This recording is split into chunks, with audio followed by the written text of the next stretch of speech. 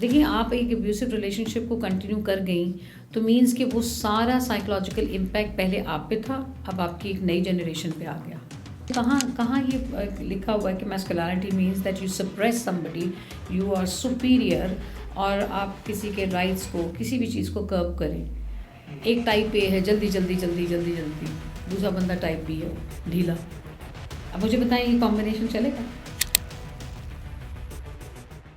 अस्सलामुअलैकुम, welcome to the new episode of health care news. आज हम बात करेंगे mental health and specially about domestic abuse.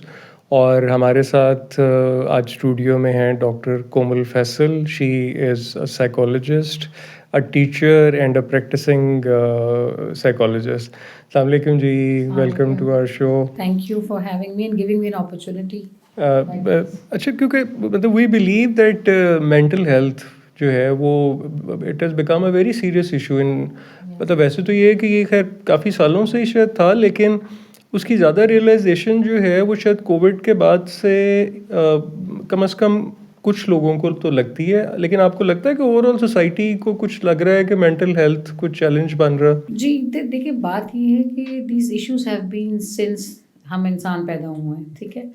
लेकिन चूंकि हमारी लाइफ कॉम्प्लिकेट होती गई, उसके बाद इश्यूज और ज़्यादा होते गए, और अब एक स्टेज आ गया कि बड़े विजिबली हमें वो नज़र आ रहे हैं कि वो हमारी लाइफ और हमारी फंक्शनिंग को इम्पैक्ट कर रहे हैं। और कोविड के बाद तो वर्स हुआ, जिसको एंजाइटी के इश्यूज नहीं थे उनको हो गए, ओसीडी वगैरह की बहुत सी ऐसी चीज़ें आ गई। फिर वो एक फाइनेंशियल क्रंच में आ गए, तो उसकी वजह से और एलाइड साइकोलॉजिकल इश्यूज हो गए।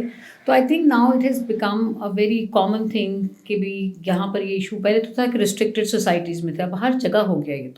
तो I think yes, it is getting worse actually. आपने ओसीडी की बात की, तो ये मतलब OCD इज कॉमनेस्ट फॉर्म में हम कहते हैं obsessive compulsive disorder, right, where you have repetitive thoughts followed by repetitive actions. अब हमारे यहाँ जैसे कोविड में था, हम सब रिचुअलिस्टिकली हर चीज़ को सैनिटाइज कर रहे हैं, जर्म्स कर रहे हैं, ठीक है, वो नॉर्मल कोर्स में कर रहे थे। लेकिन जिन लोगों का ऑलरेडी कुछ ट्रेड्स होते हैं, तो उस केस में ऐसी सिचुएशन में उनके वर्स हो जाता है। लेकिन फिर ऑब्वियसली जब आप एक बहुत चीज़ आउट ऑफ प्रोपोर्शन जा रही है, जब आपकी फंक्शनिंग को इफेक्ट कर रही है, तो फिर लोग तो रियलाइज़ कर रहे हैं कि there something going wrong, behaviours are getting odd. So इससे और ज़्यादा क्या विजिबल साइंस आएंगे? They are. अच्छा, अभी जो एक चीज़ जो बहुत ज़्यादा आई थिंक कंसर्न होना चाहिए हमारी सोसाइटी का, वो ये है कि जो डोमेस्टिक अब्यूज़, वो हमने देखा कि कोविड के दिनों में भी, not in Pakistan but globally बहुत ज़्यादा हुआ। और अगर उसके बाद देखते हैं तो अब आप ये देखें कि एक्सट्रीम फॉर्म्स ऑफ वायलेंस जो है, आप मतलब है अक्सर न्यूज़पेपर्स में और टीवी पे इस तरह के केसेस होते हैं कि जिनको मतलब पढ़ के मतलब तबीयत आपका पे बड़ा बोझ समझ नहीं आता कि ये हो क्या रहा है। समटाइम्स आपका दिमाग स्टैग्नेट कर जाता है कि भाई ये कैसे हुआ। देखिए, जो हर हर एक कोई रिलेशन, किसी किस्म का रिलेशन होता है, वो एक उसमें पावर डिस्ट्रीब्यूशन का एक सिलसिला होता है। अब उस रिलेशनशिप में इम्बैलेंस आता है जब वो पावर डायनामिक्स बिल्कुल एक तरफ टिल्ट हो जाते हैं। अब एक बच्चा जब ग्रो अप कर रहा है और वो एक ऐसे फैमिली में ग्रो अप किया है जहाँ पर वो टोटली इम्बैलेंस था, वो उस रिलेशनशिप में बिल्कुल टिल्टेड था towards father being the head, right. अब what has he witnessed? To suppress, to assault, to abuse emotionally, physically, यही बच्चा देखता जा रहा है। अब बड़ा होकर जब वो सोसाइटी का पार्ट बनेगा, तो वो जो उसने देखा है उसका वो नॉर्म है, वही चीज़ें वो प्रैक्टिस करना शुरू कर देगा। वो किसी फॉर्म में हो जाएगा, चाहे बहन है, चाहे इन फ्यूचर उनकी मिसेज हैं, जो भी है, वहाँ पर ये शुरू हो जाता है। और एक चीज़ तो ये, दूसरी चीज़ जो ये लोग कर रहे होते हैं, वो they are over exerting to show that they are being powerful, but actually वो psychologically speaking extremely powerless personalities होते हैं। तो मैं अपनी उस पावर को शो करने के लिए एक अपनी तरफ से, वीक तो नहीं होती खातून, बट अगर उसको उसको ऊपर आप एक्सर्ट के कर रहे हैं, तो मैं ये शो कर रहा हूँ कि आई एम सुपीरियर। तो अपनी सुप्रीमेसी के चक्कर में अपनी पावरलेसनेस को कंपनसेट करने के लिए ऐसी चीज़ें होती हैं। तो ये जो एक मतलब पेट्रियार्की की एक डायनामिक्स है, patriarchy not in every patriarchy this is going to be happening, but कोई डिसफंक्शनल पेट्रियार्की अगर हम बात करेंगे तो फिर उसमें तो है ही। हाँ, डिसफंक्शनल होगा। देखिए, even if you talk from the religious perspective, हमारा religion has beautifully balance both the genders. It is not go tilted towards one. बिल्कुल एक बैलेंस पे हम चलते हैं. सो यही बैलेंस अगर हम आगे रिलेशन, और यही हमें सिखाया जाता है, और जब बैलेंस टिल्ट होगा तो प्रॉब्लम आएगी. आप किसी भी रिलेशन में देख लें, वर्क प्लेस पे देख लें, कोई आपका बॉस या कोई आपका अपनी पावर को अब्यूज़ कर रहा है, तो दैट इज़ एन अब्यूज़. अच्छा, ये जो फिर लेकिन एक और जो इसकी जो डायनामिक है वो जो मुझे उससे भी ज़्यादा थोड़ी सी मुझे थोड़ी वरीसम लगती है, वो ये है कि जो सोसाइटी का इसको एक्सेप्ट करना मैस्कुलिनिटी समझा जाता है, और ये साइन देखिए ऑफ ना। मैस्कुलिनिटी है. हालांकि ये मैस्कुलिनिटी के कहाँ ये लिखा हुआ है कि masculinity means that you suppress somebody, you are superior, और आप किसी के राइट्स को, किसी भी चीज़ को कर्ब करें. अब अगर कोई ऐसा कर रहा है तो उसको एक सोशल अप्रूवल मिल रही है ना. देखिए, आप अगर एक मैस्कुलिन बिहेवियर दे रहे हैं तो आपको सोशली अप्रूव होगा. यही एक लड़का अगर डॉल से खेलेगा तो क्या उसको सोशल अप्रूवल्स मिलेंगी? नहीं मिलेंगी. एक बच्ची अगर ग्रो अप कर रही है और वो गन से और ये इस तरह के टॉय से खेलेंगे तो हम उसको सोशल अप्रूवल नहीं देते. सो जब मैस्कुलिनिटी और ये हम जब शुरू से ही एक स्टीरियोटिपिकल थिंकिंग तो दे रहे हैं ना. अच्छा, ये बिल्कुल आपने जो बात की कि जो क्योंकि हमारे यहाँ जो जेंडर रोल्स जो है जब वो बहुत प्री डिफाइंड हैं, और वो हमारे बहुत सारे कल्चर ट्रेडिशन इनफैक्ट एजुकेशन से भी वो एजुकेशन, reinforce हो कैरियर रहे थे। Choice, subject choice. पहले तो कुछ चीज़ों में, घर के कामों में था ना. अब तो आपकी, अब खैर now I think things are slightly better because new generation is more vocal, they are more independent, they are very clear headed. तो माशाल्लाह they are making sensible choices. But एक ज़माने में अभी तक सुनने में मिलता है ये लड़कियों के सब्जेक्ट, वो लड़कों के सब्जेक्ट. आज तक समझ नहीं आया क्यों, लेकिन ऐसा होता कुछ भी नहीं है.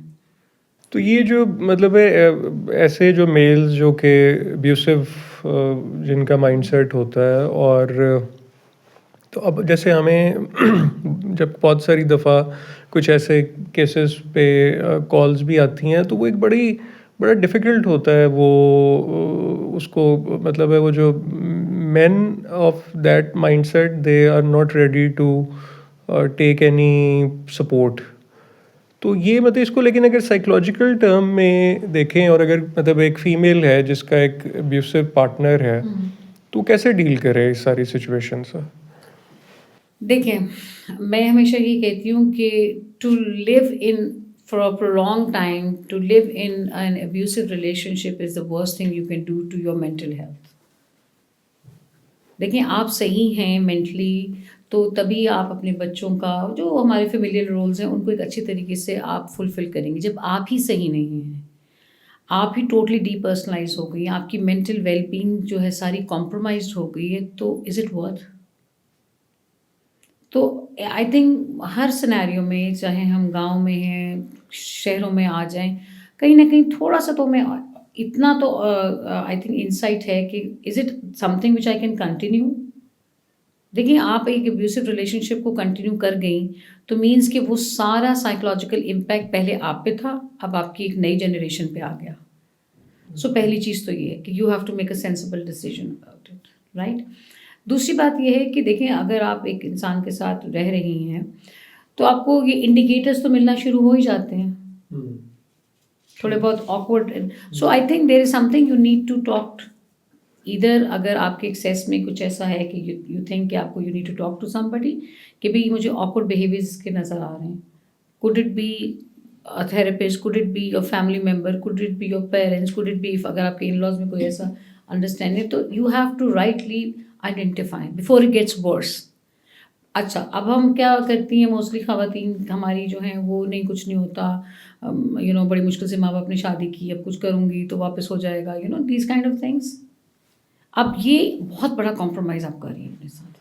अच्छा, जो इसमें मुझे दो चीज़ें जो है, एक तो ये थोड़ा सा आप काइंडली बताइए कि जैसे मतलब होता ये है कि वो जो एक स्लो शुरू होता है एक प्रोसेस ना, लेकिन मतलब वो जो रेड साइंस हैं उनको शायद समझने में काफ़ी टाइम लग जाता है कि छोटी छोटी चीज़ें हैं.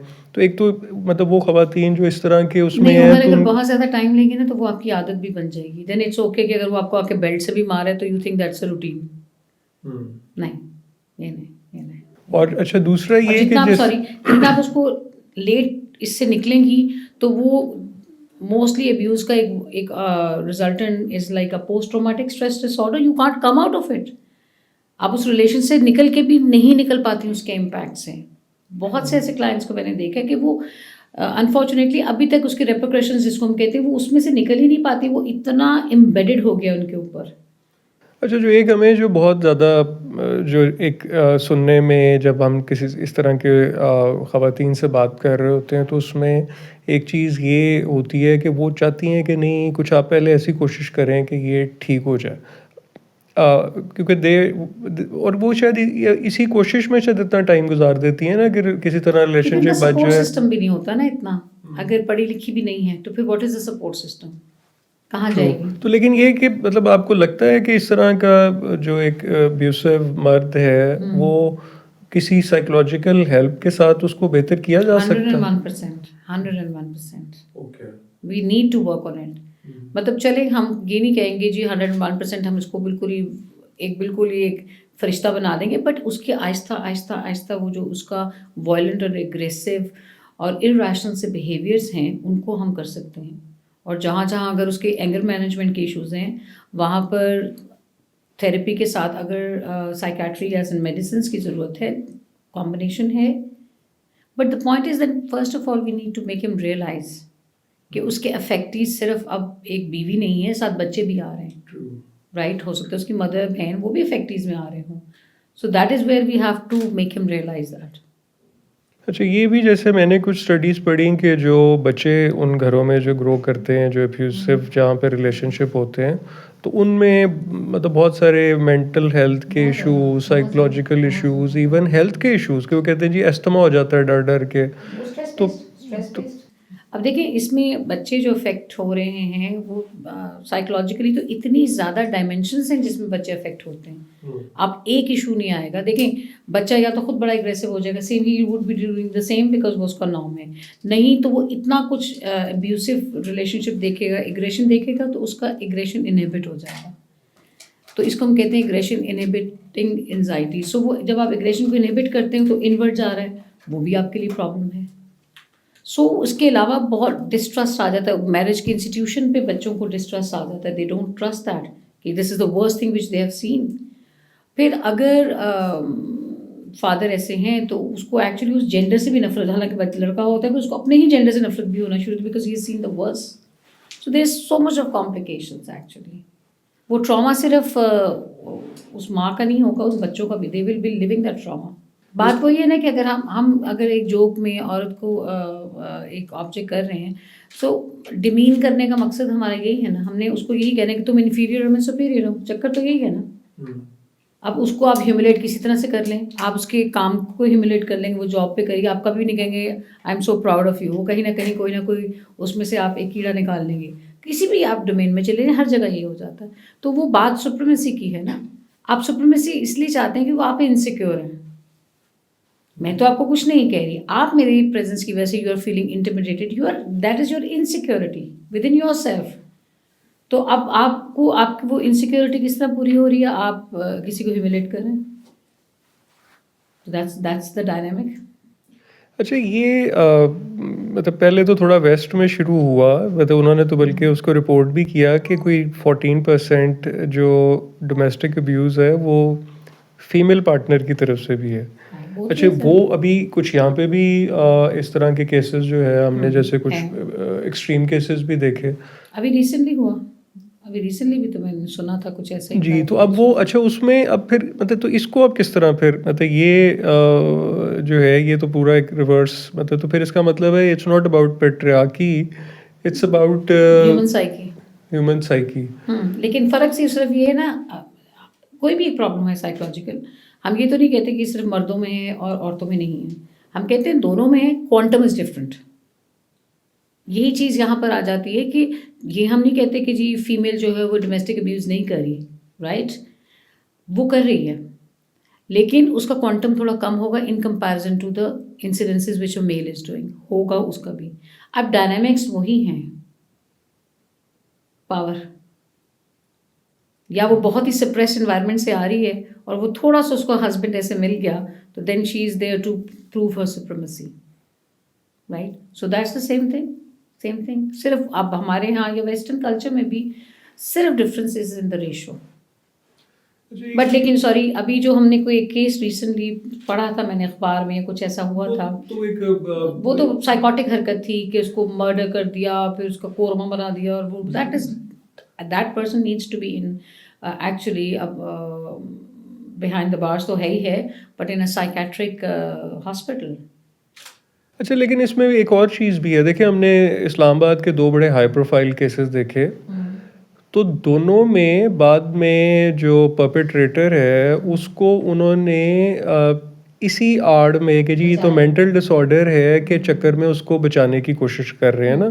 तो अब ये भी मतलब डू यू थिंक के मतलब ये सिर्फ मेंटल डिसऑर्डर से ही इस हद तक एक्सट्रीम मतलब देखिए ना, एक बंदे ने एक मर्डर कर दिया, बड़े ब्रूटल तरीके से मर्डर किया। देखिए पहली बात, मर्डर करना उसके डिफरेंट रीजंस होते हैं। एक तो कोई आपकी एनिमोसिटी वगैरह है, वो भी कोई जस्टिफाइड नहीं है। और इस किस्म के murders is clearly itself a reflection of extreme psychological dysfunctioning in you. आप इतनी ब्रूटली कर रहे हैं, there is nothing, you are so calm and cool about it. If you slaughtered a person, and you're just sitting and enjoying yourself over there. So, what is this? This is actually these individuals are psychotic. वो बीमार हैं, but उसी बीमारी को हम बहाना बना के उनको निकालने की कोशिश कर रहे हैं। Because when you commit a crime, the reason is that if you commit a crime because of any psychological reason, then you won't get a death sentence. So legally आप उसको उस तरह से मैनिपुलेट करें, बट एक्चुअली ये बहुत severe किस्म के जहनी मरीज हैं जिनको एक लम्हे के लिए बाहर नहीं होना चाहिए। हाँ, क्योंकि वो तो फिर एक आई थिंक थ्रेट है सोसाइटी के लिए, किसी के क्योंकि साथ वो भी कर तो सकते हैं, किसी के साथ भी कर सकते हैं। बहुत से ऐसे, ये तो हमें 1-2 केस हैं जो हाइप्ड आए हैं, बट बहुत से और ऐसे केसेस हैं आपको नजर आएंगे एक अजीब तरीके की उनके वारदात के तरीके होते हैं जो समझ से बाहर है। It's all psychological sickness. अच्छा, ये एक जो चीज़ और जो मतलब है, मुझे इत्तेफाक हुआ कुछ लोगों से बात करने का, जहाँ पे इश्यूज हैं फैमिली में, मियाँ बीवी में, तो उसमें जो 2-3 चीज़ें जो मुझे बहुत कॉमनली नज़र आई वो ये है कि आजकल एक तो ईगो का बहुत इशू है कि जी मतलब कुछ लोगों को हर बात पे यही लगता रहता है कि ओहो ये तो इस तरह हुआ तो मेरी बेइज्जती हो गई। अब पता नहीं ईगो एक तो इतनी कोई शायद इज्जत बेइज्जती इतनी वो फ्रेजाइल। आजकल उससे ज़्यादा पॉपुलर चीज़ हो गई gas lighting. Okay, where I make sure कि आपको मैं इतना साइकोलॉजिकली वीक कर दूं कि मेरी हर गलती की वजह भी आप ही हैं। अपनी गलती ना मानना और बल्कि उस गलती को किसी दूसरे के ऊपर कि जी नहीं ये उसने ये किया तो ये ऐसे हुआ, तो स्केपगोटिंग हो गई ना कि if I am putting my blames on you कि आपकी वजह से हो गया। क्योंकि by the end of the day देखिए, कोई अपना एक फॉल्स आपने एक सेल्फ इमेज अपने लिए खुद बनाया हुआ, यू बीइंग सो नार्सिसिस्टिक कि आप सोचते हैं कि मैं गलत नहीं हो सकती या मैं गलत नहीं हो सकता। अब कोई ऐसी चीज़ गलती हो जाएगी तो मेरा वो इमेज हिलेगा मेरी नज़रों में। So I would never accept that. So what I am going to be doing, I am going to be putting on you anybody else कि नहीं उसकी वजह से हुआ, उसकी वजह से हुआ। बेसिकली वो थ्रेट मेरी सेल्फ इमेज पे, मेरी ईगो पे आ रही है, और मैं उसको, वो मुझे शदीद प्यारा है तो मैं उसके अपनी सेल्फ इमेज को ख़राब नहीं करना चाह रही। सो मैं अगले की साइकोलॉजिकल वेलबींग को ख़राब करी just to protect my self. अच्छा, और एक और चीज़ ये कि मतलब है जो कॉन्फ्लिक्ट रेजोल्यूशन है वो भी मैंने देखा है कि शायद आजकल मतलब जनरली लोगों में वो मतलब एक छोटी सी चीज़ को मतलब बहुत बड़ा कॉन्फ्लिक्ट बना के एक डेड एंड क्रिएट कर लेते हैं। देखिए, पहली बात ये कि कॉन्फ्लिक्ट का सबसे बड़ा जो हमारा इशू जो आ रहा है और क्यों बढ़ रही है और आउट ऑफ प्रोपोर्शन क्यों आ रही है, because there is an total absence of tolerance and patience. Worst scenarios क्यों, मतलब एक छोटी सी मेरी आपकी डिस्कशन हुई, अब मेरे में पेशेंस नहीं थी, मैं आपको प्रॉम्प्ट कर रही थी, मैं उसमें जजमेंट्स दे रही हूँ, आप गलत हो, आप ये हो, आप वो, तो मेरी एक छोटी सी बात होते होते डिस्प्रपोर्शनली बहुत ही एक एग्रेसिव आर्गूमेंट बन गया। ठीक है, और हम इतने ज़्यादा इस बात पे अपनी थॉट्स और अपने पर्सपेक्टिव्स पे कहते हैं ना, इतने सेंट्रलाइज हो गए कि I am not ready to take somebody else mind. कोई भी आपका पर्सपेक्टिव है, मैं उसको नहीं ले रही, और फिर वो आप एग्जैजरेट इतना हो जाता है, आउट ऑफ प्रोपोर्शन हो जाता है बात। और फिर जब हम आगे किसी को बताएंगे कि किसी की लड़ाई हुई, जैसे मियाँ बीवी की लड़ाई हुई या कुछ ऐसी बात हुई, फिर वही बात है कि I want to be clean in this relationship, so I want somebody to put the dustbin में हम कचरा डालते हैं ना, तो हमने अपने पार्टनर को वो डस्टबिन बना दिया है। सो मेरा जितना भी होगा, मैं आई पुट माई डस्टबिन और गार्बेज इन दैट। सो वो मेरे लिए वो बन गया हुआ है। बट ऑप्शन इज़ कि आप इस एक्सट्रीम तक जाएं क्यों।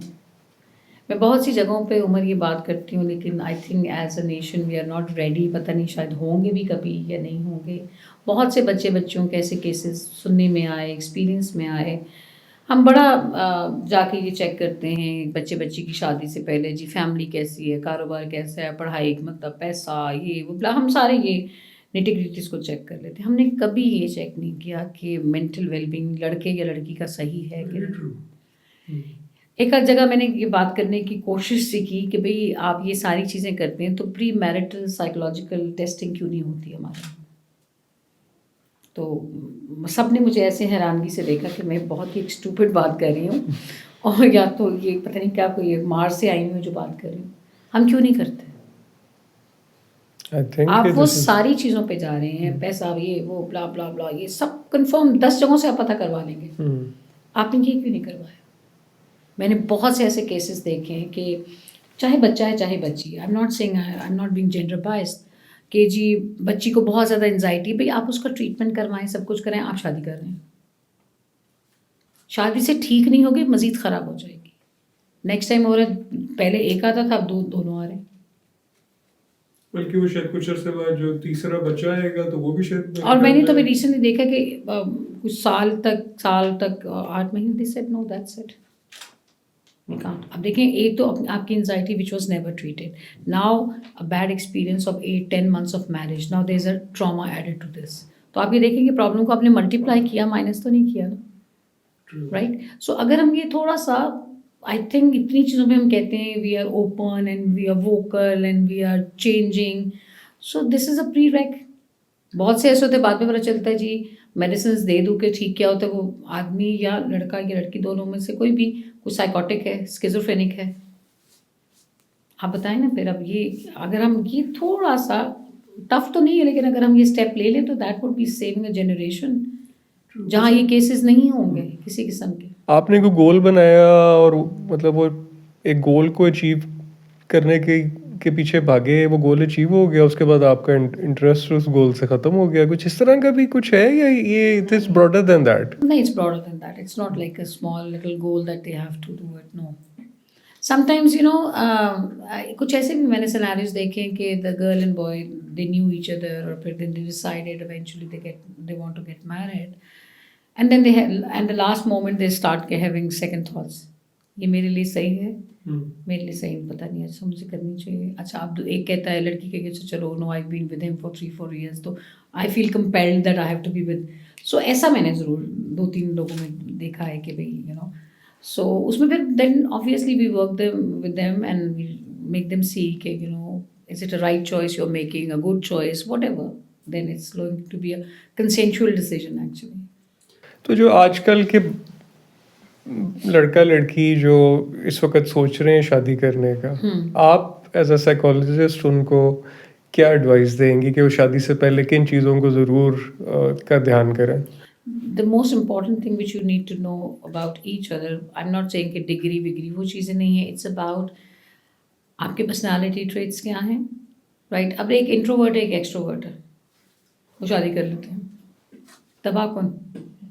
एक टाइप ए है, जल्दी जल्दी जल्दी जल्दी जल्दी, दूसरा बंदा टाइप बी हो, ढीला। अब मुझे बताएं ये कॉम्बिनेशन चलेगा? मुश्किल ना, मतलब क्लैशेस ही बनेंगे, कॉन्फ्लिक्ट्स बढ़ेंगे। सो डेफिनेटली आई थिंक जो वो लड़का लड़की किसी कोर्टशिप पीरियड में आते हैं तो किसी कॉमनैलिटी पे आ चुके होते हैं, ठीक है, कॉमनैलिटी पे आ चुके होते हैं। But I think mutual discussion में that what they are going to be doing in their life, what are the expected roles from both the sides. ये नहीं है कि सिर्फ लड़की की तरफ से, ये लड़की को भी उतनी क्लैरिटी से बताना है कि भाई this is going to be a mutual decision where we need to respect the parents, we need to, अगर मैं दे रही हूँ तो आप भी करोगे, so it should be based on that कि आप ये सारी अंडरस्टैंडिंग देखें। बिकॉज अगर आप 3-4 साल की कोर्टशिप में हैं और अगर आपको उसका कोई ऑड बिहेवियर नहीं दिख रहा 4-5 साल से, तो I think you going towards the right direction. But अगर आपने छोटी मोटी और उसके बिहेवियर्स हैं और आप इग्नोर कर रहे हैं, ये गलत हो जाएगा। आपके छोटे छोटे रेड फ्लैग्स तो आ रहे थे, आपने इग्नोर कर दिया, सो लेटरली प्रॉब्लम आ जाएगी। So it's better that they need to talk a lot, to interact a lot in terms of on all these issues we are talking about, whether family है, उनका career है, उनकी future life है, future goals हैं, they need to be। और जिसमें आप देखें कि equal weightage आप दोनों को मिल रहा है कि नहीं आ रहा, ये जो equality of power है, that is very important। power distribution dynamics की जो हम बात करें ना, वहाँ पर ये ना हो कि अच्छा वो लड़कियाँ समझती हैं कि जी he is being possessive, अच्छा अभी तो अच्छा लग रहा है, उसके 2-4 साल बाद आपको सांस घुट रहा है, ये क्या मुसीबत है, ना मैं जा सकती हूँ, you know he is following me like a spy agent. ये चेक कर लें पहले आप। पोजेसिवनेस नहीं, ठीक है, if he cares about you that's it. आप उसको फ्रीडम दें, उसको ट्रस्ट करें। You know trust is another big thing that you need to know कि भाई ही इज़ द वन और she is the one whom I'm going to be spending my life with this certain amount of trust। So that these are few things which you need to do। Overlook ना करें। अगर कोई problematic areas हैं उनको कुछ नहीं होता, sort कर लेंगे, हो जाएगा, you know I will help you out. If you have to help him और her out, do it before marriage in terms of any anxiety issue, any other issue. तो ये अच्छा, जैसे हम अब्यूसिव रिलेशनशिप में अक्सर ये भी देखते हैं कि जी जो इकोनॉमिक रीजंस हैं, तो मतलब ये एस्केप है या ये वाकई इससे भी मतलब कोई अब्यूसिव बिहेवियर होने में? मैंने बहुत से ऐसे कपल्स देखे हैं जिसमें इकोनॉमिक अब्यूज भी है। इकोनॉमिक अब्यूज इटसेल्फ एक और हाँ, क्योंकि उसमें क्या है कि अगर उनकी बेगम भी काम कर रही हैं, ठीक है ना, तो ही विल नेवर बी, मैंने बहुत से ऐसे देखे हैं कि he think that he is not answerable for his income, but the wife is answerable for her income and her expenditure, even if it's her own salary. ये भी एक है, क्योंकि it's very difficult for a male ego to accept this कि the women is coming at par or maybe going up in terms of career, in terms of monetary things। तो वो उसके लिए थोड़ा सा मुश्किल हो जाता है, अनलेस कि वो एक ऐसी फैमिली से बिलोंग करता है। विश कि हम बेटियों को जितना समझाते हैं, बेटों को भी उतना ही ये समझाएं कि आपने एक फीमेल को एम्पावर करना है, हमने सब मिल के करना है ना। तो जब आप एक औरत को फ्रीडम मिलती है, वो एम्पावरमेंट उसको घर से मिलती है, फिर हस्बैंड उसको सपोर्टिव मिलता है, तो it's a beautiful thing to happen. So जितना हम लड़कियों की सिलाई कढ़ाई, खाना पकाना, ये हुनर और ये आना चाहिए, लोग क्या कहेंगे, माँ ने तरबियत नहीं की, लोग इधर भी कहते हैं अब कि माँ ने क्या तरबियत की, तो आप लड़के को भी देखें, उनको भी समझाएं कि आगे आपने ये नहीं कहना कि जी ये लड़कियों का काम है, ये औरतों का काम है खाना पकाना, किचन, ये नो। बल्कि इसी बात से, जैसे ये हाउस वाइफ है, तो हाउस हस्बैंड मतलब I know a friend he lives in Australia, वो कहते हैं जी मेरी बेगम जो है वो उसकी बड़ी अच्छी जॉब है, वो काम कर रही है, तो बिटवीन अस वी डिसाइडेड कि मैं घर का ख्याल रखूं। तो ये चेंज जो है आपको लगता है? वेरी गुड चेंज एक्चुअली, मैंने यहाँ भी एक्सपीरियंस किया। अच्छा। And I know that person, he is a extremely learned person. I was so happy. अभी लेटली मेरी किसी जगह पर मुलाकात हुई, सेड कि नहीं I am just back home, I am being a house husband now, it's my wife who is enjoying her career. मैंने कहा lovely actually, you know this is something, इसमें क्या बुरा है? True. I mean like if the husband is doing, what's wrong in it? ये तो हम ही ने उसको, वही बात जो हम पहले कह रहे थे, जेंडर का हमने एक टिपिकल डब्बा सा बना दिया, स्टीरियोटिपिकल का। No, it's okay if I am working, if my husband is making a breakfast, so what's the big deal about it? इसमें बुरा क्या है? इसमें क्या बुरा है? ये तो देखिए, अगर हम अभी से बच्चों को नहीं समझाएंगे कि इट्स ओके, ठीक है ना, अगर बच्चा ये सोचता है कि मेरी माँ ही सिर्फ किचन में होती है और बाप टांग पटांग रख के बाहर बैठा हुआ है, तो बच्चा क्या सीख रहा है? आप ये देखें ना, यही डायनामिक सीख रहा है ना। लेकिन अगर वो ये देखती है कि अगर मेरी माँ काम पे जा रही है और मेरे फादर जो है वो किचन में काम कर रहे हैं, तो इट्स ओके, वो कल को करेगा। ये जो आप घर में ये कहते हैं ना, ये लड़कियों वाले काम, ये लड़कों वाले काम, ये कहना बंद करना है। अच्छा, पेरेंटिंग पे भी मतलब ये कि मुझे ऐसे फील होता है कि ओवर द इयर्स पेरेंटिंग, वो वाली पेरेंटिंग शायद नहीं है कि जी जैसे हमें बड़े कहते थे ना, नहीं नहीं हम भी बच्चे थे, हम बड़े हुए हैं, हमें सब पता। तो डोंट यू थिंक कि पेरेंटिंग थोड़ी सी टेक्निकल भी हो गई है, और शायद parents on the other hand अपनी डे टू डे चीज़ों में इतने ज़्यादा इन्वॉल्व हैं कि वो उसको बिल्कुल ही इग्नोर कर रहे हैं, और उससे शायद बहुत ज़्यादा एक गैप पैदा हो रहा है। काफ़ी पेरेंट्स इस बात पे मुझसे ज़रा कुछ खफा से हो जाते हैं जब मैं कहती हूँ कि parenting also need to be updated. बहुत सी हम फ़ोन और ये चीज़ें अपग्रेडेशन पे लगे रहते हैं, लेकिन थोड़ा सा हमें अपग्रेड करना है। आजकल जो पेरेंटिंग है वो it's more like service provider बन गए हैं। पेरेंटिंग का जो एक्चुअल एसेंस है वो आपकी पर्सनालिटी डेवलपमेंट, आपकी मोरालिटी, उस सब में वो रोल होता है, राइट? सो यहाँ पर parents need to be present in their child's life. उसको पैसे दे देना, उसको कार्ड दे देना, फ़ोन दे देना, बैंक ट्रांसफ़र कर देना, तो जब उसको इमोशंस की ज़रूरत है वो किसके पास जाए? फिर वो गलत रास्तों में जाएगा। जब आप उसके हर रास्ते में, मैं इंटरफेरेंस की बात नहीं कर रही, बीइंग प्रेजेंट एक चीज़। दूसरी बात मैं अक्सर कहती हूँ कि हमारे बच्चे जितने भी हैं छोटे, कॉलेज में तो यूनिवर्सिटी वालों को बच्चे ही हैं, they are good kids. Problem क्या हुई है, हमने उनको हैंडल गलत किया। पैदा होते ही बच्चा बुरा नहीं था, पैदा होते ही बच्चा गलत आदतों पे नहीं था, पैदा होते ही बच्चा डिस्ट्रक्टिव बिहेवियर्स में नहीं था, पैदा होते ही बच्चा ड्रग्स में नहीं था, राइट? अब उसकी लाइफ में कुछ इमोशनल गैप्स थे और अनफॉर्चुनेटली गलत तरीके से उसके पूरे हुए। सबसे पहली चीज़ मैं हमेशा कहती हूँ, बच्चों को सुनाने की बजाय सुनना शुरू करें। आपके पास आया, आपने सुना दिया, मैं यूनिवर्सिटी में हूँ, मैंने सुना दिया, उधर गया, उधर सुनने है, तो उसको कौन सुन रहा है?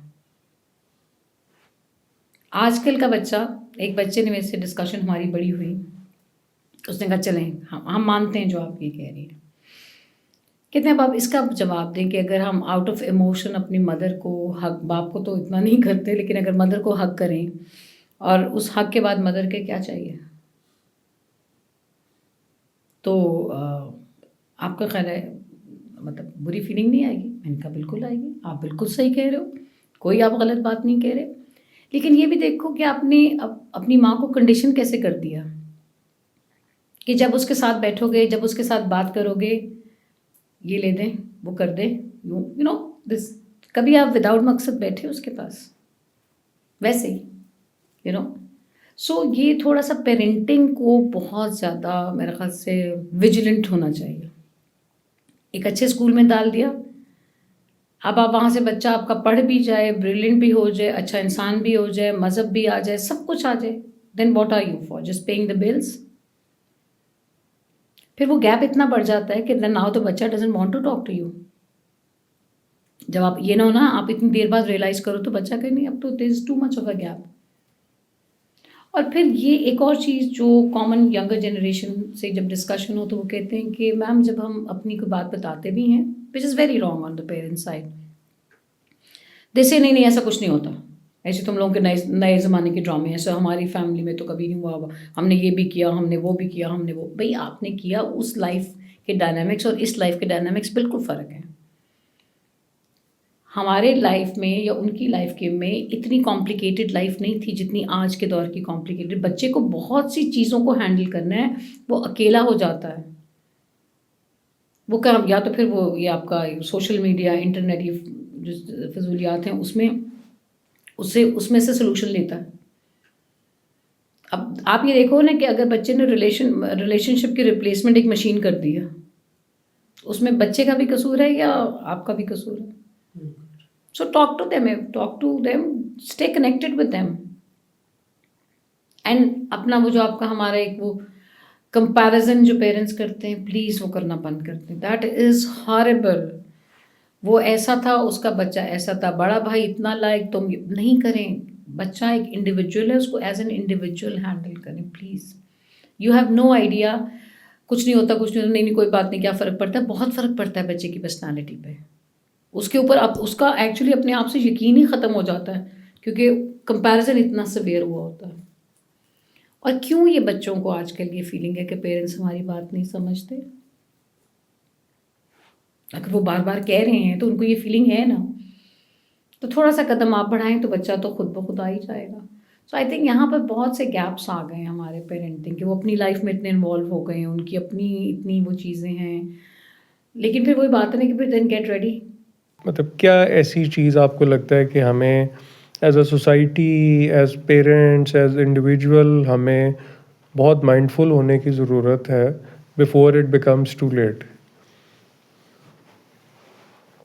In our society it's already very late for sure, but I always say कि जब प्रॉब्लम कोई साइकोलॉजिकल प्रॉब्लम होने से पहले अगर हम थोड़ी सी अपनी लाइफ में कुछ चेंजेस लाएं तो इट्स लाइक प्रिवेंटिव।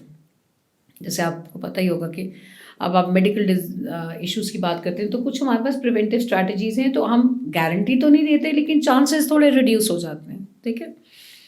तो अगर हम डेली रूटीन में एज एन ह्यूमन बींग्स, आप बच्चे हैं, बड़े हैं, बूढ़े हैं, किसी भी एज के, कुछ एक 5-10 minute for your mental wellbeing daily practice के तौर पे कर लें। अगर आप 2-3 मिनट की डीप ब्रीदिंग करते हैं, आप आंखें बंद करके just relax your self and imagine something pleasant, ये करते हैं, आप कुछ वॉक करते हैं, आप माइंडफुलनेस प्रैक्टिस करते हैं, तो you are in a better mental state.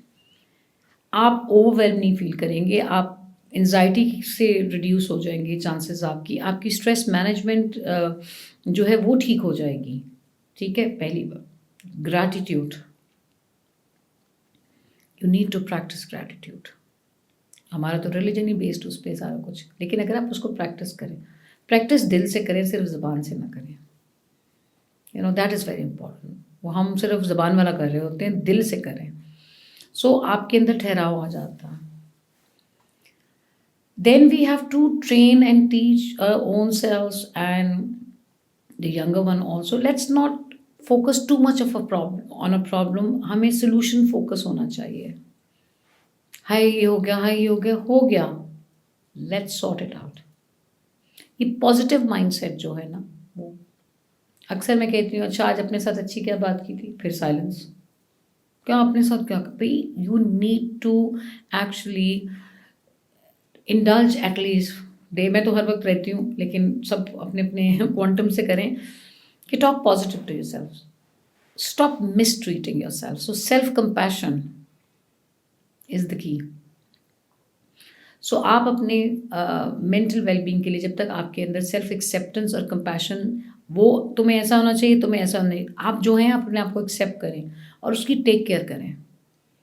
सो अगर मैं 5-7-10 मिनट निकालती हूँ, हर दिन निकालती हूँ अपने लिए, मुझे पता है कि उसका फ़ायदा मेरी मेंटल वेलबींग है। देखिए मेंटल वेलबींग है तो आपकी फिजिकल है, वाइस वर्सा।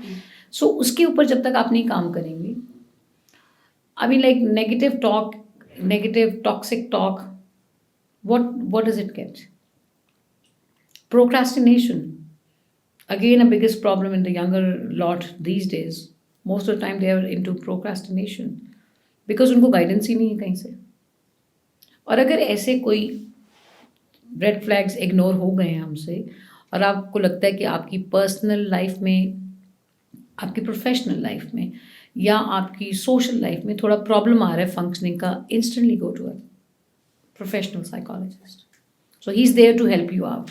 सो अगर हम थोड़े से लेंगे, देखें मैं अक्सर ये बात कहती हूँ कि अगर आपकी मोबाइल फ़ोन नीचे गिर जाए तो आपकी सांस ऐसे लोग ऐसे रिएक्ट करते हैं, उसके ऊपर उसके स्क्रीन पे क्रैक्स आ जाएं, वो भाग जाएंगे। हमारा बस चलेगा संडे को भी कोई दुकान खुलवा लें, ठीक है ना, हम कितना एफर्ट लगाएं, कहीं से नहीं, जैसे मर्जी हो, डबल पैसे ले लो, जल्दी खोलो। पर ये जब आपकी वेलबींग, मेंटल वेलबींग पे क्रैक्स आ रहे हैं तो how can you be so ignorant.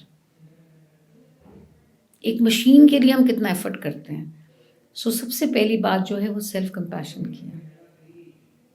सो जब आप अपने आप को अच्छा ट्रीट करेंगे तो तभी आप दूसरों को भी अच्छा ट्रीट करेंगे। सो आई थिंक ये हम अगर थोड़ा बहुत प्रैक्टिस करें और जब आपस में बैठें तो पॉजिटिव बात कर लें, एक अच्छी बात कर लें। ज़रूर हमने उस वक्त को नेगेटिविटी में, उसकी बुराई, उसकी चुगली, उसकी अनहेल्दी बातें करके उठना है कि आप एक भारी फीलिंग से उठें। बहुत सी ऐसी बातें जिसमें हम सब मिलके एक अच्छी बात कर सकते हैं, सो व्हाई नॉट।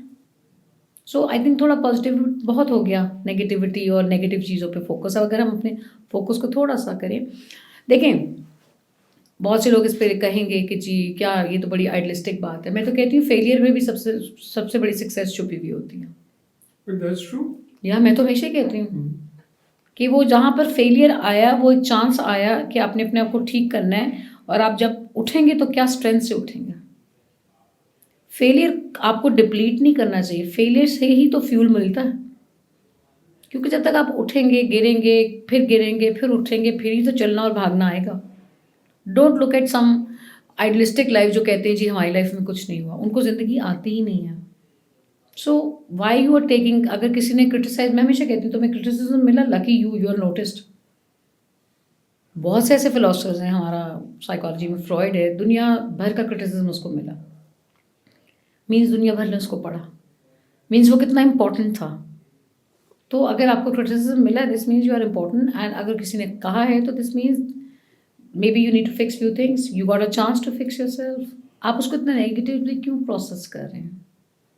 क्योंकि देखें, अगर आप जो बातें अपने साथ करते हैं वो बेसिकली आपकी सारे बिहेवियर को, आपके माइंडसेट को, आपके बायोलॉजिकल फंक्शनिंग को वो उसी तरह प्रोग्राम कर देता है। आई वॉज गोइंग थ्रू, उमर एक लास्ट बात है, मैं एक न्यूरोबायोलॉजिस्ट का आर्टिकल पढ़ रही थी, फिर मैंने उसको और एक्सप्लोर किया, मुझे बड़ा मज़ा आया उसे पढ़ने। उसने कहा कि जी आपके 30 ट्रिलियन सेल्स हैं, even your DNA can get reprogrammed. Okay. And how is your thought? And who has that power of that thought? You, me, everyone. So let's use that power. Not abuse that, but use that. तो आप कर सकते हो। आपने इतना काम किया, आप जानते होंगे हर जगह आपको ये सुनने को मिलेगा कि इवन वर्स सिनेरियोज में with a positive mindset people come out of cancer. What else you need? Need a positive. कोई बात नहीं अगर बुरे हालात हैं। So there has to be something which you are blessed. वो हमारे जहाँ आप gratitude वाली आदत डाल लेंगे ना, कि अगर लो मोमेंट आए, think about what you have. That's it. Thank you very much. I think मेरे लिए मतलब बहुत सारी आपने खैर ऐसी मतलब बहुत ऐसी ज़बरदस्त बातें बताई हैं जिनको आई थिंक सोचने की ज़रूरत है। और लेकिन जो दो मोस्ट इम्पॉर्टेंट चीज़ें आई थिंक पॉजिटिविटी, क्योंकि again as a I think शायद एज अ नेशन हम थोड़ा सा कुछ नेगेटिव उसमें Conditions ऐसी हैं ना, जी, conditions ऐसी हैं। और प्लस ये कि ग्रेटिट्यूड भी आई थिंक कि हमें बिल्कुल, क्योंकि अगर हम वही बात है जैसे कुरान में भी है कि जी हम किन अल्लाह की कौन कौन सी नेमत को जुटलाएं, तो अगर हम, और वो भी एक पॉजिटिविटी का साइन ही है कि अगर हम शुक्र जो कर रहे हैं तो पॉजिटिव चीज़ को देख के शुक्र कर रहे हैं। और अल्लाह मियाँ को शुक्र तकलीफ वाला सबसे ज़्यादा पसंद है। तो थैंक यू वेरी मच। और आई थिंक कि जिस आपने आज की जो गुफ्तगू में जो बहुत सारे ऐसे सवाल कुछ उठाए हैं, उनके लिए मेरे ख्याल हम आपको एक दफ़ा दोबारा से जो हमेशा हूँ, जहाँ मेंटल वेलबींग का काम है, जहाँ पर हमारी हेल्प की ज़रूरत है, व्हाई नॉट। बिकॉज हमें, हमारा ये एक ड्यूटी है एक्चुअली इस प्रोफेशन में रहते हुए, कि एक तो हम लोगों को अवेयरनेस कर, जैसे आपका तो मिशन है डिफरेंट चीज़ों के लिए, अवेयरनेस के लिए, और दूसरी जो एक इम्पॉर्टेंट चीज़ है जो मैं बार बार जगहों पर हर जगह पे कहती हूँ कि प्लीज़ बी वेरी केयरफुल, कि आप जब अपने मेंटल हेल्थ इश्यूज़ के लिए जा रहे हैं तो किसके पास जा रहे हैं, ये बहुत ज़रूरी है। ये बहुत ज़्यादा ज़रूरी है। आप अपने जैसे हम देखते हैं ना, डॉक्टर की डिग्री पढ़ते हैं, कहाँ का डॉक्टर है, यहाँ का प्रोफेसर है, यहाँ काम कर रहे हैं, इतना ही कॉशियस रहिए कि हम जिसके पास जा रहे हैं वो एक्चुअली क्वालिफाइड है, डिग्रीज हैं। Please make sure that, because ये बड़ा गड़बड़ हो जाती है। बहुत से ऐसे केसेस मैंने देखे हैं, so let's not name it, but ये नहीं। So thank you very much. और आई थिंक कि हमें खुद अपने सब के लिए और अपने इर्द गिर्द के अपनी फैमिली मेम्बर्स के लिए, अपने प्यारों के लिए, आई थिंक ये जो मेंटल हेल्थ है उसको प्रायोरिटाइज़ करने की ज़रूरत है और उसके लिए केयरफुल होने की ज़रूरत है। तो इसी के साथ आज के एपिसोड को एंड करते हैं। Thank you.